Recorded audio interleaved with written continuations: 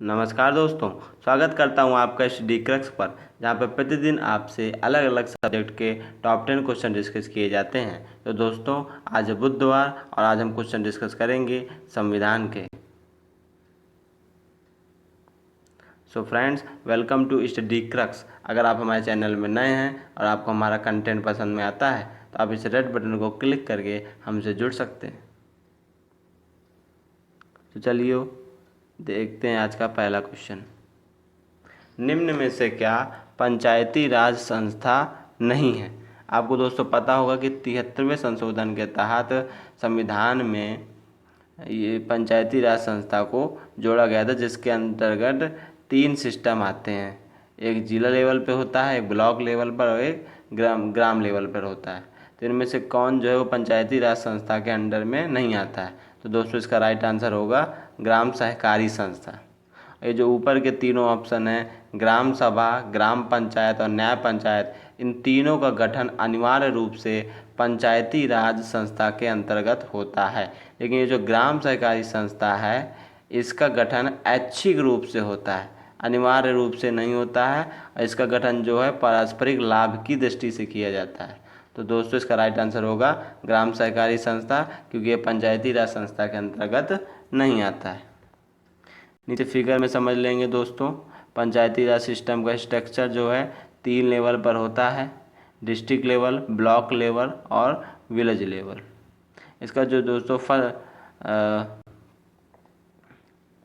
रुकिएगा friends, यहाँ से समझ लेते हैं। ये देखिए, डिस्ट्रिक्ट लेवल पर इसको जो है जिला पंचायत भी कहते हैं, डिस्ट्रिक्ट काउंसिल भी कहते हैं, जिला परिषद या फिर डिस्ट्रिक्ट पंचायत, इन चारों नामों से इसको संबोधित करते हैं। ब्लॉक लेवल पर इसको जनपद पंचायत या फिर पंचायत समिति के नाम से जानते हैं, और विलेज लेवल पर इसे ग्राम पंचायत के नाम से जानते हैं। तो दोस्तों, पंचायती राज में 3 टीयर होते हैं। चलिए फ्रेंड्स, सेकंड क्वेश्चन की ओर बढ़ते हैं। भारत सरकार का मुख्य विधि अधिकारी कौन होता है?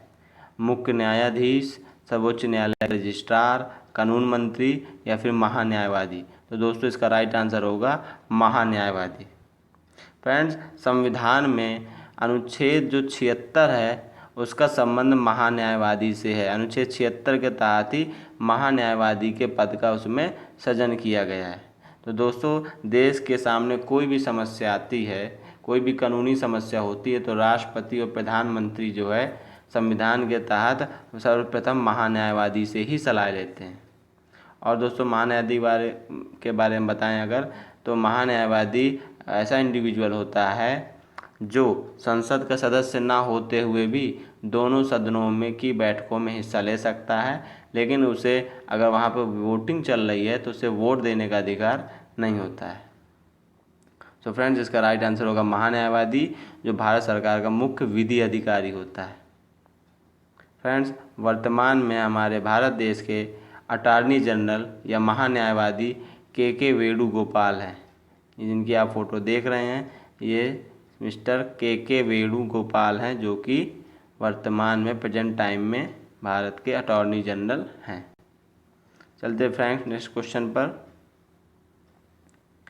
निम्न में से किस एक की संस्तुति के आधार पर मूल कर्तव्यों से संबंधित प्रावधानों को भारत के संविधान में जोड़ा गया था? तो दोस्तों, मूल कर्तव्यों को भारत के संविधान में बलवंत राय मेहता समिति, स्वर्ण सिंह समिति, अयंगर समिति और ठक्कर आयोग, इनमें से दोस्तों स्वर्ण सिंह समिति की सिफारिश पर 42वें संविधान संशोधन द्वारा संविधान में मूल कर्तव्यों को जोड़ा गया था। तो दोस्तों, इसका राइट आंसर होगा स्वर्ण सिंह समिति। और आपको बता दें दोस्तों, ये जो मूल कर्तव्य हैं ये हमने रूस के संविधान से लिया है। और आपको बता दें, जो बलवंत राय मेहता समिति है ये पंचायती राज व्यवस्था से से संबंधित है। ये जो अयंगर समिति है ये केंद्रीय संस्थानों के पुनर्गठन से संबंधित है। और ये जो ठक्कर आयोग है ये इंदिरा गांधी की हत्या हुई थी जो 1984 में, उसकी जांच से संबंधित है दोस्तों ये ठक्कर आयोग। सो फ्रेंड्स, इसका राइट आंसर होगा स्वर्ण सिंह समिति, जिन्होंने मूल कर्तव्यों के लिए भारतीय संविधान में संस्तुति दी थी। चलिए फ्रेंड्स, चलते हैं नेक्स्ट क्वेश्चन की ओर। भारतीय संविधान के अनुच्छेद 368 का संबंध किससे है?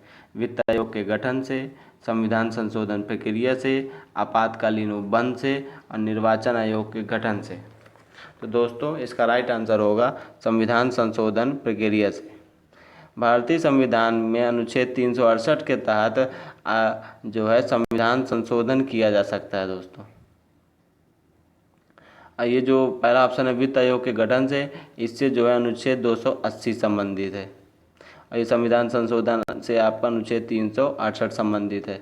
आपातकालीन उपबंध की बात करें जिसे हमने जर्मनी से लिया है, इससे आपका अनुच्छेद 352 जिसमें राष्ट्रीय आपात आता है, 356 जिसमें आपका राष्ट्रपति शासन आता है, और 360 जिसमें कि वित्तीय आपातकाल आता है।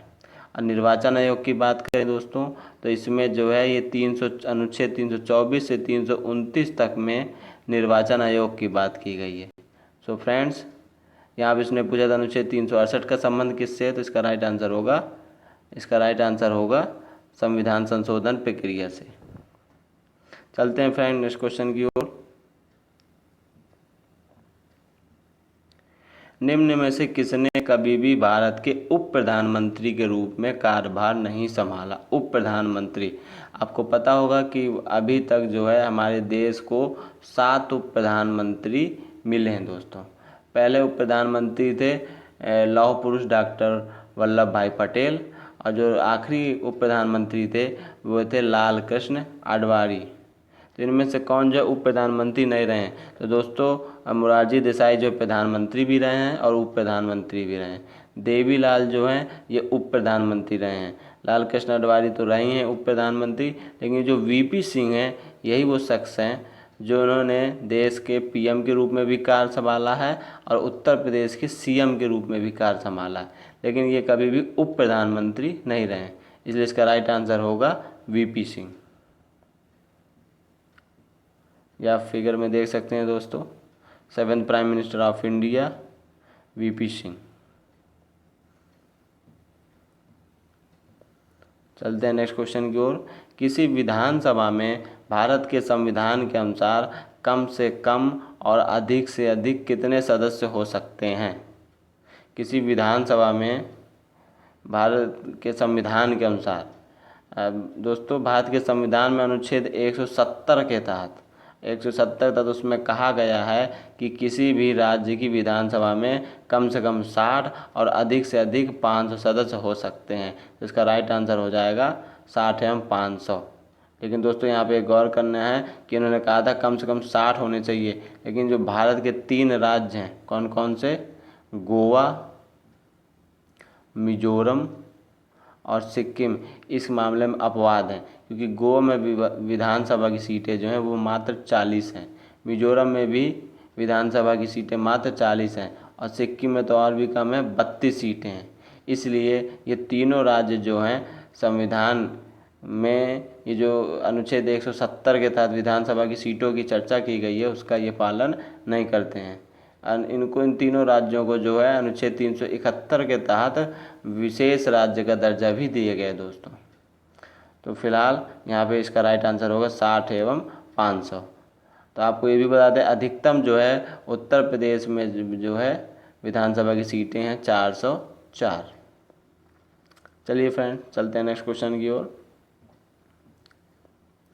भारत में राष्ट्रपति अपना कार्यकाल पूरा होने के पहले अपना त्याग पत्र किसको सौंपते हैं?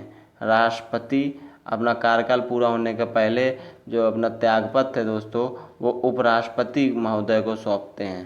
तो इसका राइट आंसर हो जाएगा बी।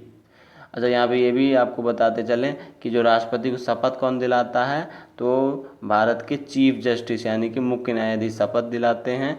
लेकिन अगर राष्ट्रपति अपना पद छोड़ना चाहता है तो अपना वो जो त्याग पत्र है वो उपराष्ट्रपति को देता है। दोस्तों आपको पता होगा कि भारत के पहले राष्ट्रपति थे डॉक्टर राजेंद्र प्रसाद, वर्तमान में जो राष्ट्रपति हैं वह हैं रामनाथ कोविंद। चलिए चलते हैं नेक्स्ट क्वेश्चन की ओर। निम्न में से कौन सा एक युग्म सही सुमेलित है? तो देखते हैं संविधान का दूसरा भाग मौलिक अधिकार, ये गलत है दोस्तों, क्योंकि संविधान के दूसरे भाग में जो है नागरिकता की चर्चा की गई है। ये कह रहा है तीसरा भाग नागरिकता, तो गलत है दोस्तों, क्योंकि तीसरे भाग में मौलिक अधिकार की चर्चा की गई है। चौथे का आ भाग में मौलिक कर्तव्य, ये बिल्कुल सही है दोस्तों, क्योंकि संविधान के में का जो चौथे का आ भाग है उसमें मौलिक कर्तव्य की चर्चा की गई, जिसे 42वें संविधान संशोधन द्वारा 1976 में जोड़ा गया था स्वर्ण सिंह समिति की सिफारिश पर। और जो लास्ट है पांचवा भाग नीति निर्देशक तत्व, ये गलत है दोस्तों, क्योंकि पांचवें भाग में जो है संघ के बारे में चर्चा की गई है और नीति निर्देशक तत्व जो है ये आता है भाग 4 में। तो इनमें से कौन सा जोड़ा सही सुमेलित है, तो ये हो जाएगा चौथा, ये जो हो जाएगा तीसरा, चौथा का आ भाग में जो है मौलिक कर्तव्य है। चलते हैं नेक्स्ट क्वेश्चन की ओर। राष्ट्रीय सुरक्षा समिति का प्रधान कौन होता है? गृह मंत्री, प्रधानमंत्री, राष्ट्रपति या फिर उपराष्ट्रपति? तो इसका राइट आंसर हो जाएगा दोस्तों प्रधानमंत्री। फ्रेंड्स यहाँ पे बताते चलें कि कहीं कहीं इसका आंसर जो है राष्ट्रपति भी मिलता है, लेकिन राष्ट्रपति जो है देश की तीनों सर्वोच्च सेनाओं का कमांडर होता है, लेकिन यहाँ पे बात हो रही है राष्ट्रीय सुरक्षा समिति की, यानी कि नेशनल सिक्योरिटी काउंसिल की। अगर आप इसको गूगल में सर्च करेंगे तो आपको पता चलेगा कि इसकी स्थापना जो है 19 नवंबर 1998 को तत्कालीन प्रधानमंत्री अटल बिहारी वाजपेयी ने की थी। और ये जो समिति होती है ये जो है पीएमओ यानी कि प्रधानमंत्री ऑफिस के प्रति उत्तरदायी होती है, और इसका जो चेयरपर्सन होता है वो प्रधानमंत्री होता है। इसलिए दोस्तों गूगल के अनुसार इसका राइट आंसर प्रधानमंत्री होगा। चलते हैं दोस्तों आज के लास्ट क्वेश्चन की ओर। वित्त बिल के लिए किसकी पूर्व स्वीकृति आवश्यक है? प्रधानमंत्री की, वित्त मंत्री की, राष्ट्रपति की या इनमें से कोई नहीं? तो दोस्तों इसका राइट आंसर होगा राष्ट्रपति, क्योंकि हमारे देश में संसद है। संसद दोस्तों तीन लोगों को मिला के बनती है। पहला होते हैं राष्ट्रपति यानी प्रेसिडेंट, दूसरे होती है लोकसभा और तीसरी होती है राज्यसभा। लेकिन यहाँ पे कह रहा है वित्त बिल के लिए, तो दोस्तों आपको पता होगा कि वित्त बिल जो है केवल ये धन विधेयक लोकसभा में पास होता है, लेकिन लोकसभा में ये पेश होने से पहले जो है ये राष्ट्रपति की मंजूरी लेके वहाँ पे जाता है। तो दोस्तों यहाँ पे आपका राइट आंसर होगा ऑप्शन सी राष्ट्रपति, यानी कि वित्त बिल जो है आपको जो है उसकी स्वीकृति आपको सबसे पहले राष्ट्रपति से लेनी होगी। तो चलिए दोस्तों आशा करते हैं आपको ये सेशन पसंद आया होगा। अगर आपको ये सेशन पसंद आया है तो